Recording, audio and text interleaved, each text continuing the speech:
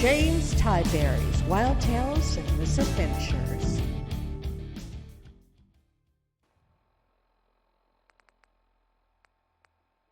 This is Reactor Radio. All radioactive, all stories, all the time. Tonight's story, Warped.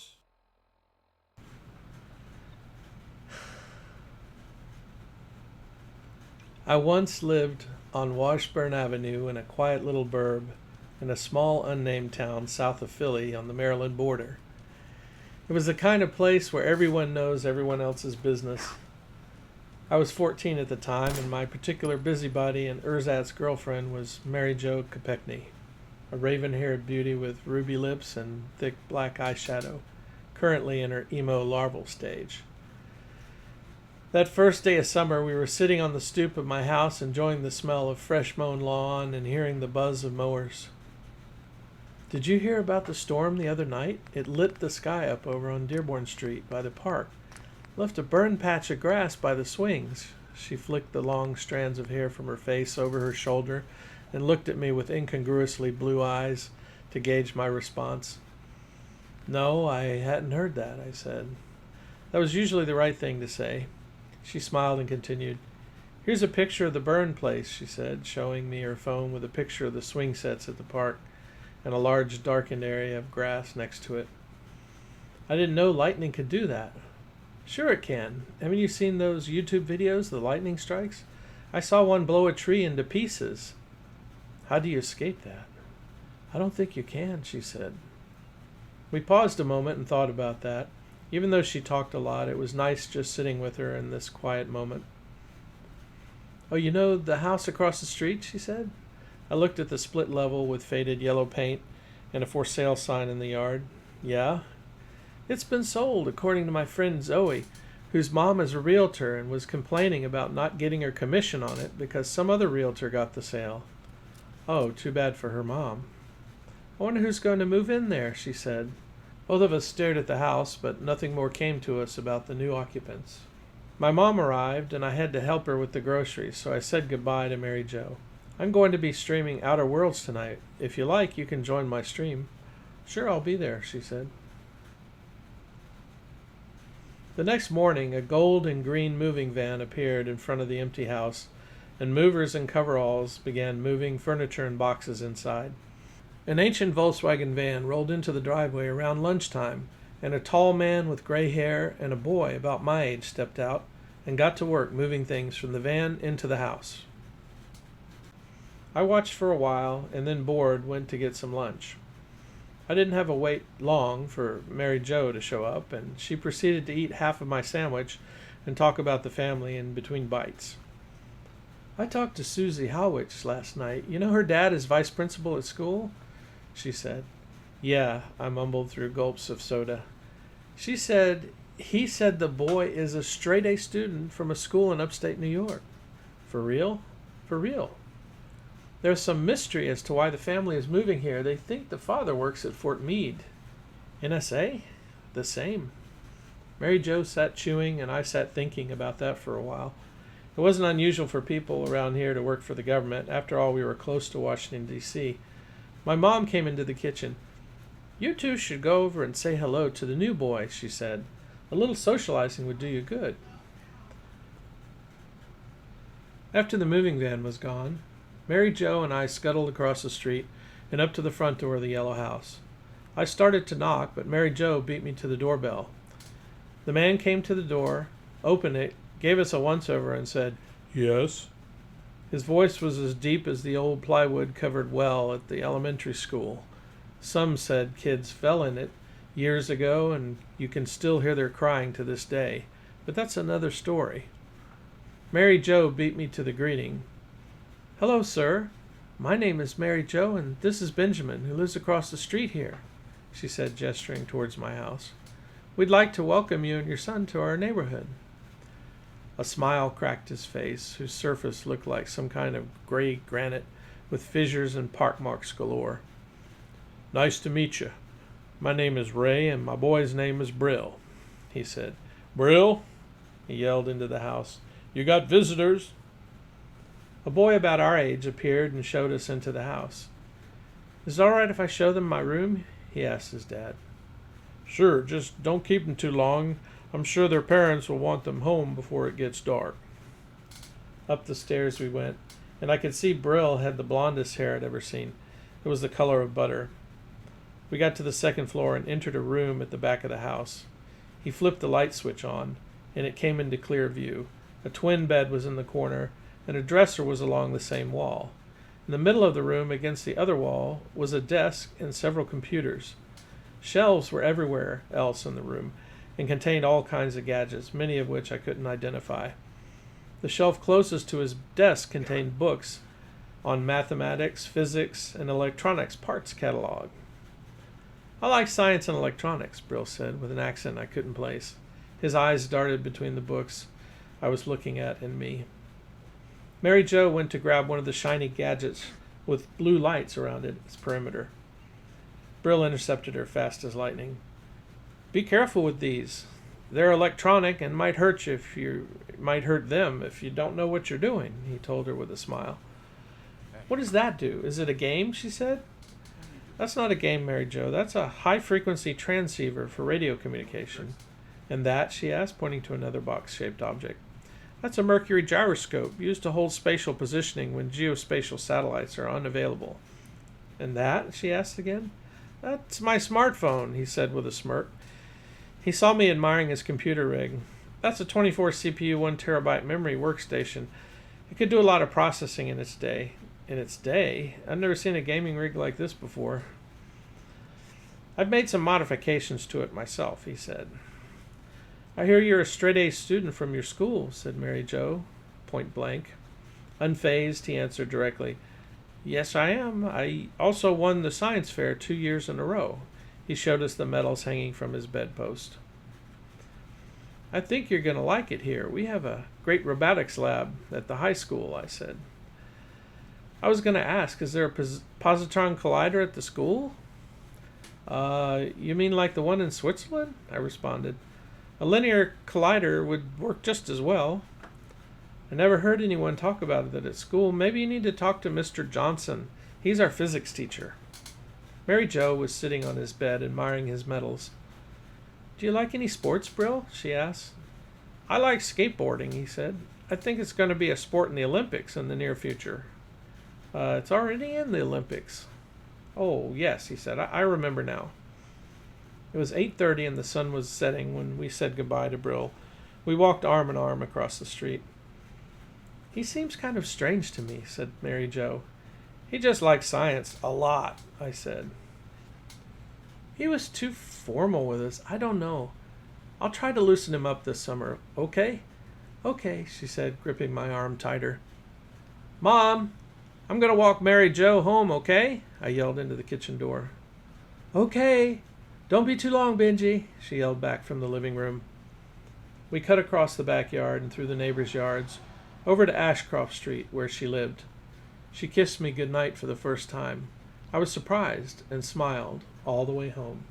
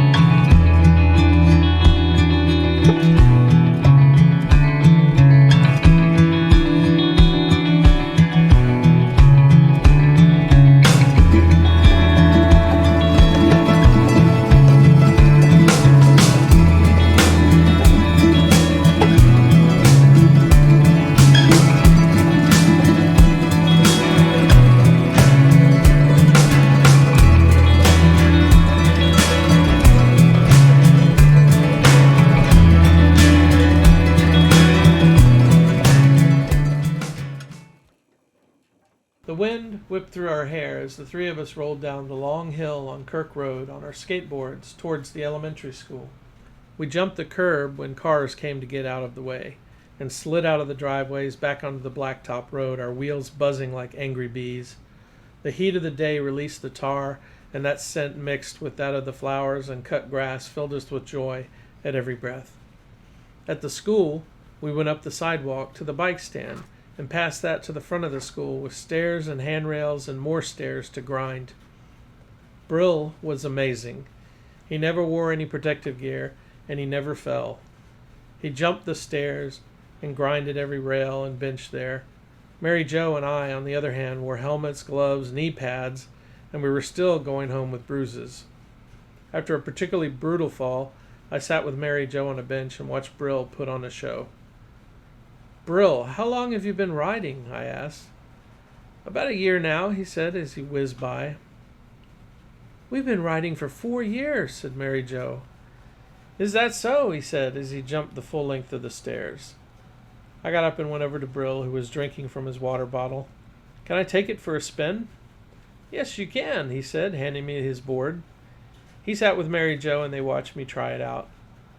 When I got on, I somehow felt lighter than normal on the board. I pushed off and went around the flat area, getting used to it, kick-turning around the periphery, and then I tried a power slide. It performed better than expected. It felt good. I did an ollie higher than I've ever done before. The frontside 180 was butter, and then I tried the trick that I was blowing all day, the frontside lip slide, on the longest railing down the center of the stairs. I got up to the top of the stairs, took a deep breath, and pushed off. As I got to the railing, I pushed off and went higher than normal, almost missing, but then landed it and slid all the way down perfectly, and rolled up to them with a final power slide to a stop. It was like I was floating in the air. Mary Jo was clapping, and Brill just smiled as he usually did. I picked up the board and looked at the underside. There was a metal plate running the length between the trucks. "How did I do this?" I said. "What did you do to your board?" "I made a few modifications," he said, again with that enigmatic smile. Later that day, we ended up at the Radio Shack store at the shopping center in town. Brill said he wanted to find some parts for his project. The person behind the counter wasn't much older than us. "How can I help you?" "I'm looking for some parts for my science fair project." "Okay, well, what do you need?" "I need some quantum capacitors about 3 gigavolt capacity, some standard resistors in various ranges, and high voltage switches." Her blank stare made it plain she didn't know what he was talking about. "I'm going to need my manager to help." She picked up a phone and called the manager to the front. A balding gentleman with glasses that slipped down his nose came to the front counter. "What seems to be the problem?" "This customer is asking for resistors, switches, and capacitors," she said. "Quantum capacitors," interjected Brill. "Radio Shack hasn't carried parts like this since the 1990s. You should try online." "Oh, I hadn't thought of that." Brill looked a little flustered. Summer was coming to a close, and every time we visited Brill, we noticed more and more gadgets and parts accumulating on his shelves.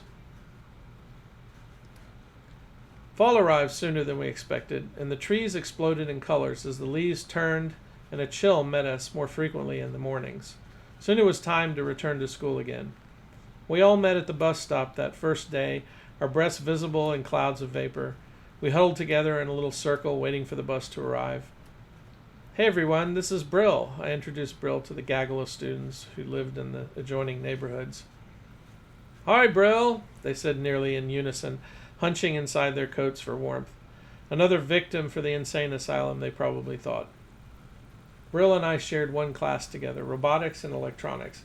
I wanted to learn more about electronics since seeing all the gadgets Brill made.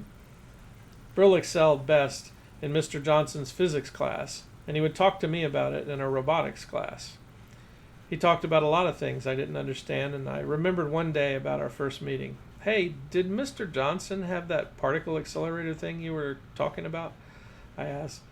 "No, I didn't realize they were so rare in this time," he replied absent-mindedly. Fall turns into winter. Miss Fairfield, our robotics teacher, called Brill and I into her office. "We've been missing parts from our parts bins. Do either of you know anything about it?" I looked at Brill, who looked a bit shocked. I took some parts for my science fair project, he admitted. Brill, you could have asked me. I would let you have what you needed. You didn't have to steal them.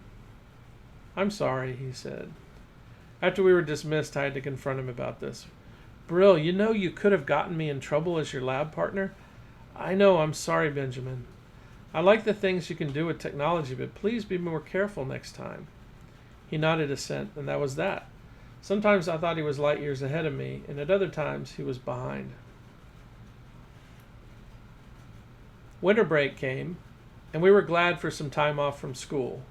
I spent most of my time streaming Outer Worlds on my Twitch channel, and Mary Jo would come over and sit with me, or send me messages on chat since it was a single-player game. One day after playing, I got a strange email from Brill. It was an order for high-performance industrial relays and contactors. He must have sent it to me by mistake. Mary Jo, look at this. What is it? She asked, leaning over to look at my screen. I got an email from Brill by accident. He's ordering high-performance relays and contactors now. What do you think he's building over there? I don't know. The gossip radar's dead when it comes to Brill. I only know what I've seen or what you've told me since he moved in. I think I read somewhere that they used high-performance relays on the first atomic bombs. Could that be what he's building? I hope not. As if on cue, the door to my bedroom opened and Brill was there. Brill, what are you doing here? Your mom let me in and told me to go on up. Here I am, he said with a smile. Unless you want me to go. I'm not intruding on your love session. We both blushed. No, nothing like that. Come on in, I said. Oh, I see you got my email, he said, looking over my shoulder. Yes. Mary Jo is more forthright than me. What are you building over there, Brill? Are you building an atom bomb in our neighborhood? I meant to send that to the T&E products and must have sent it to you instead. You can just delete that. Brill, Mary Jo asked you a question. You've been assembling all these strange components in your room. If it's dangerous to us or our families, we think we deserve an answer, I said. Brill paused a moment to consider his answer. I'm what you would call a time traveler. We use the term temporal wave rider. I'm from a future, and I've been waylaid in this temporal coordinate system. My equipment failed, and I had to bail out. My father, Mr. Collins, became my foster parent, and has helped me adjust to these past 2 years, as have the two of you. Mary Jane and I looked at each other and back at Brill. But what are you building? She insisted. It's not dangerous. I'm building a crude way to get back home with the technology available here. It's not a bomb. Mary Jo and I glanced at each other and back at Brill. Brill tilted his head forward and came close to us. Dark shadows deepened around his eyes. You don't think I'm dangerous, do you? He asked. No, not at all, I said, thinking him deeply deluded. No, we don't think that, said Mary Jo. Good, he said, the smile back on his face. Now that we've had that settled, let's see if my package arrived.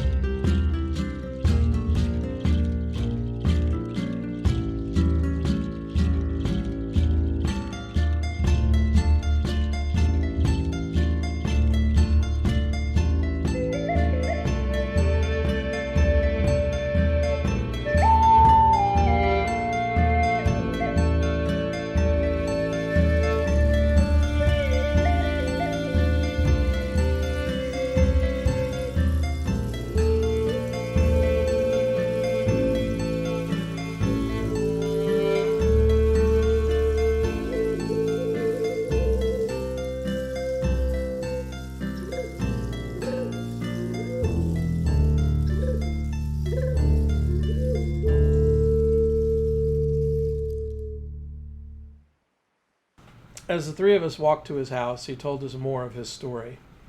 You see, when my wave rider, or you might think of it as a ship, broke down, the forces involved not only burned out key components and crashed into this reality, it did have a failsafe.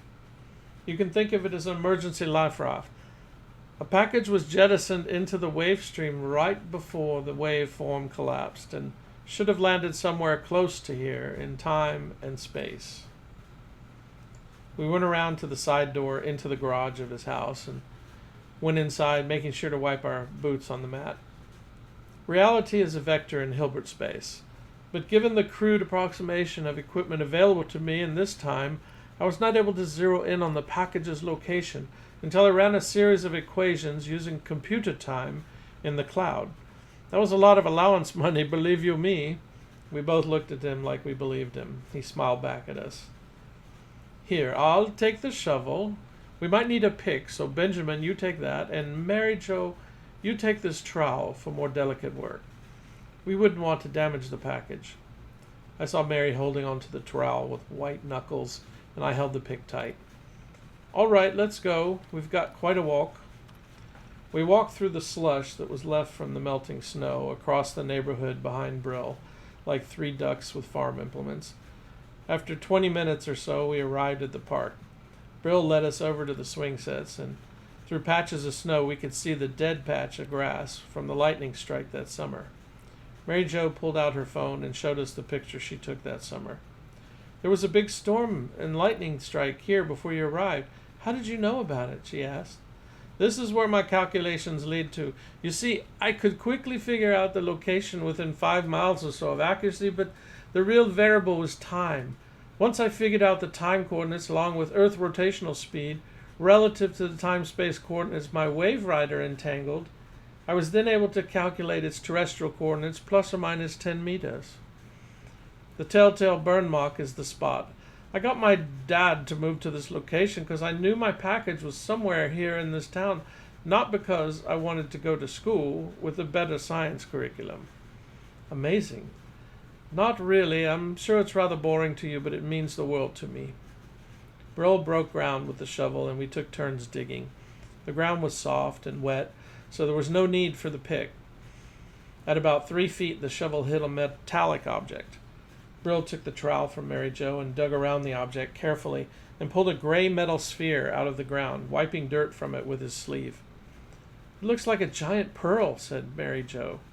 We filled in the hole and tamped it down flat, then headed for home. We put the tools away and headed up to Brill's bedroom and closed the door behind us. This is the last part for my science fair project, he said with a grin. He was almost giddy compared to his normal composure. He held the sphere out in front of him, and to our eyes it looked like a seamless sphere of metal. He put his fingers in a certain pattern on the top and the bottom, and it suddenly popped open into 2 pieces, like a cracked egg. Inside was a rectangular metal object with an opening on one end. He set that aside on the computer desk and began to assemble the other parts in the room. All the parts were designed to be modular, and each one plugged into another, one and on, and so on, until he had all the parts assembled in a circle on the floor. The ring on the floor is mostly a compact transformer and wave amplifier, he said. This is the magic pot. He held up the rectangular part and then plugged the opening into an opposing protrusion on the device. The device began to hum softly. The air in the middle of the circle seemed to shimmer, like refracting light seen down a street on a hot summer day. My lifeboat pot is able to interpret the wave function of the universe and guide the device to deposit me back where I belong, plus or minus 4 years and 200 kilometers, the limits of the technology I could find here. I'll be happy to walk 200 kilometers to be home. I need to make a few last second tweaks to make it as accurate as possible. Would you give me this screwdriver with your arm, Benjamin? Mary Jo and I stared at the device in awe, not knowing what to say. Can you give me that screwdriver? Oh, yeah. I turned and took the screwdriver from the shelf behind me and then stepped forward to hand it to Brill. I tripped over the skateboard and fell into the warp field of the wave rider. Everything seemed to move in slow motion, and then light dissolved around me. The last thing I saw was Mary Jo's shocked expression before I passed into nothingness. I woke up outside. The breeze was warm over my skin, and grass tickled my ears. I sat up and looked around. I was sitting in the middle of a street between crumbling houses. The grass was trimmed but grew up between cracks in the pavement, covering the street and yards and a jade carpet that stretched out in all directions. I stood up, a little dizzy at first, but that passed and I began to walk. Suburban dwellings gave way to a small town center, and I searched around for any indications of where I was, or for people for that matter. No one was there. A rusting sign proclaimed the town to be Hamilton, New York, population 4290. I walked through town and passed a sign that said Colgate University, the road leading into it flanked on one side by dormitories overgrown with ivy and a gymnasium equally festooned in green. I kept walking, and less than a mile past the university, the road just ended, as if it was cut off with a laser. Beyond the edge of the road, the landscape looked untamed. The grass was uncut, the trees branched and bunched and formed a forest cover in the distance. No sign of the road or where it went remained. There was a more modern sign that stood right in the middle of the road at the edge, and I had to walk around it to see what it said. In the upper right corner, the sign had what looked like a QR code. I tried to use my phone to read it, but my phone couldn't reach the network. I had no bars. There was some squiggly script in the bottom that I couldn't recognize, but in large letters in English it read, Hamilton 20th Century Archaeological Site and Park. Out of ideas, I sat down and leaned up against the sign in the shade and took a nap. I woke up to someone shaking my shoulder. He looked like a forest ranger with a Smokey the Bear hat, but he was wearing a sage green one-piece jumpsuit. Hi, am I glad to see you? I said. He looked confused at first, and then made some hand gestures, shook his head, and then spoke to me. You do not have a network implant. What is that? Our communications will be slow, he said. My name is Forest Ranger Cosgill. I'm a ranger for the New England Park System, responsible for 250 autonomous units. You're safe now. He gave me some water, and I explained to him my story and how I got there. I had to stop and explain archaic terms to him when he lost my train of thought. I showed him pictures on my phone of Brill and Mary Jo and some of the devices Brill had built. He was particularly interested in my phone, turning it over and touching the screen. Finally, he had enough information and took me around the other side of the sign. Parked on the road was a silver orb with 3 landing gear legs with metal feet, and a ramp led from the ground into a hatch on the side. I didn't have time to really absorb this when he escorted me up into the craft and had me sit in a contoured couch next to the one he sat in. There were no controls that I could see, but the hatch closed, then the walls of the craft seemed to disappear, and I could see all around us. In that instant, we were airborne in the clouds, and the town of Hamilton was just a postage stamp in the green fields and forests below. There was no sensation of movement, much like playing a video game back home. In no time, we arrived in a low campus of mounds set in the vast sea of grass somewhere in the Midwest. Ranger Cosgill escorted me from his craft. This is the University of Illinois-Urbana. It is outside of my usual stomping grounds, but the network thought it was best to start here. On the ground, I could see the campus buildings were not mounds after all, but had plants growing on top of them, with wide bridges connecting some of them with plant life spilling over the sides, giving the impression of mounds. An older woman with white hair was there to greet us on the ground. Hello, Benjamin, Ranger Cosgill. My name is Professor Arctus, but you may call me Linda. Something unspoken went between the ranger and the professor, and he boarded his craft and was gone in a flash. Pleased to meet you, I said. I'm the department chair for American Antiquities here at the university, and I'm going to do my best to help you, as well as gain some insight into your culture while you're here. She escorted me up the stairs into one of the buildings and down to her office. It was simple, with a very comfortable chair, and had a selection of paper books that looked very old. You must have noticed human speech isn't something we get much practice with.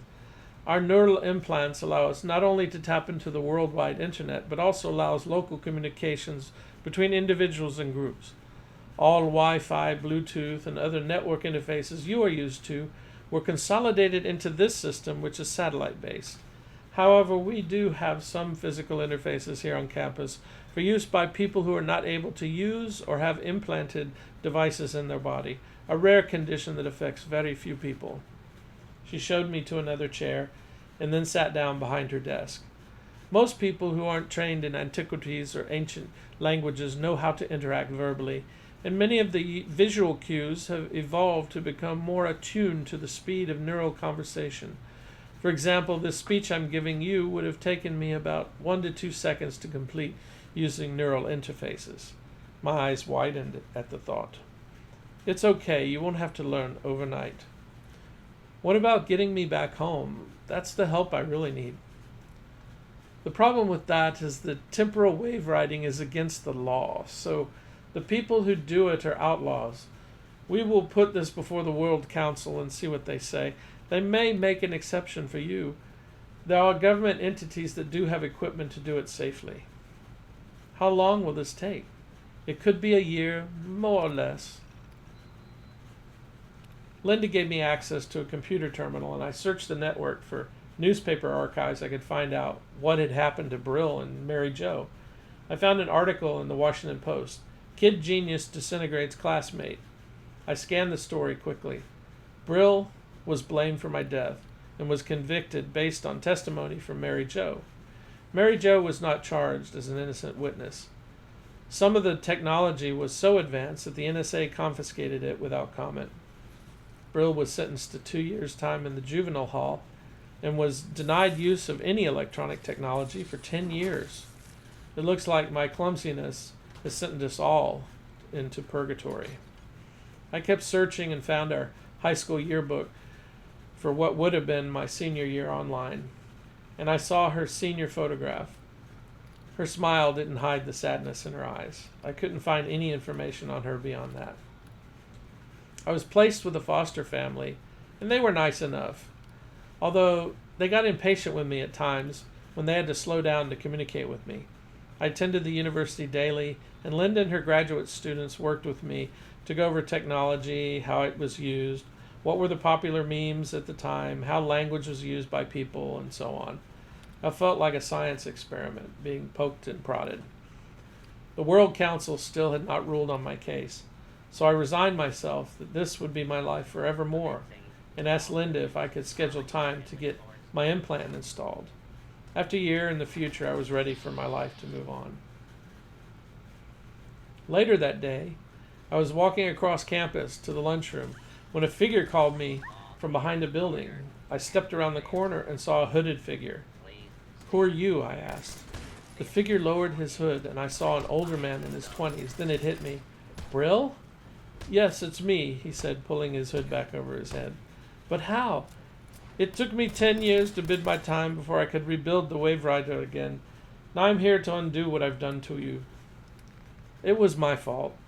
If I hadn't gotten you and Mary Jo involved, you would not be in this mess. Let's save the recriminations for later." Okay. Follow me." I followed Brill to a ship parked on the edge of a forest, and we climbed aboard. This is my second temporal wave rider, and I incorporated changes into it from the lessons learned from the last time. "It works great, no worries," he said as the ship lifted off. He took the ship to specific coordinates and asked me if I was ready. "Ready as I'll ever be," I said with more bravado than I felt. The ship seemed suspended in space, and then the light dissolved around me. I blacked out for what seemed like a second, and then I could see the world below again. Darkness had come, and lights from the town stretched out below me. I was home. I recognized my own street as the ship came down and landed in Brill's backyard among the patches of melting snow. "How can I ever thank you?" "Don't worry about it. Just tell Brill that I disentangled from this wavelength." I ran inside his backyard and up the stairs. I opened the door just in time to see my younger self fall through the wave rider and disappear. Sparks flew, smoke roiled up out of some of the components, and Mary Jo screamed. I stood in the doorway talking, taking this all in, and Brill saw me. "Back so soon, Ben?" Mary Jo turned and put her arms around me. "Don't you ever do that again," she said. After things calmed down and Brill opened a window to clear the smoke, His life draft component wasn't damaged, so he said he could rebuild the damaged transformer wave amplifier. I told him what happened to me and gave Brill his cryptic message. "What does it all mean, Brill?" I asked. "It means we all get a second chance. The universe rarely gives you a do-over." Mary Jo and I walked home that evening, and we held each other like we never wanted to let go, ever again. Later that week, the Washington Post reported a local teen genius by the name of Brill Stevens disintegrated himself with a powerful device that was confiscated by the NSA without comment.